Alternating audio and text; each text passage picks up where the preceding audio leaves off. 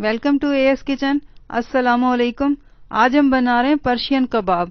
ये रेसिपी बहुत simple, easy और टेस्टी है। चलिए इसे स्टार्ट करते हैं।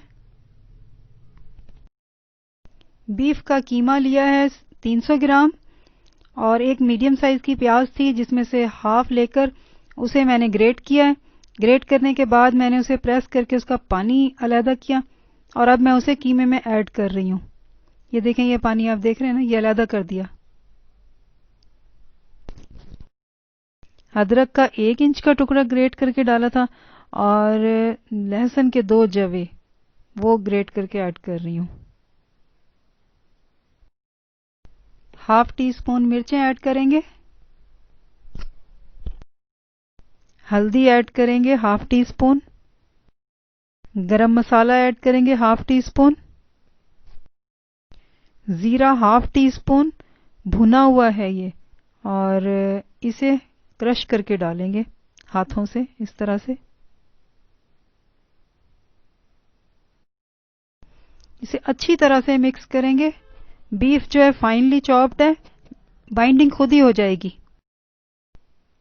इसमें हम नमक ऐड करेंगे हस्बे जायका और इसे अच्छी तरह से मिक्स करेंगे। इसे आटे की तरह गूंदेंगे तो बैटर बहुत अच्छा हो जाएगा, इसकी बाइंडिंग बहुत अच्छी होगी। अब हम तवे पर अच्छी तरह से घी ऐड करेंगे। अब हम इसके ऊपर ये पेड़े की तरह रखेंगे अपना बैटर और इसको अच्छी तरह फैलाएंगे रोटी की तरह।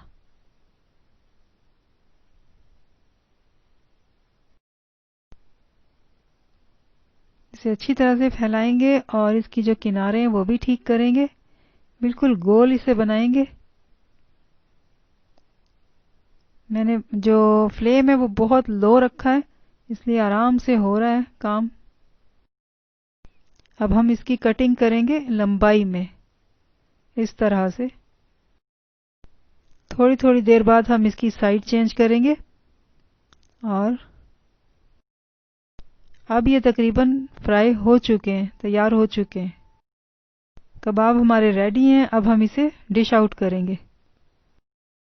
ये थी हमारी आज की इजी और टेस्टी रेसिपी पर्शियन कबाब।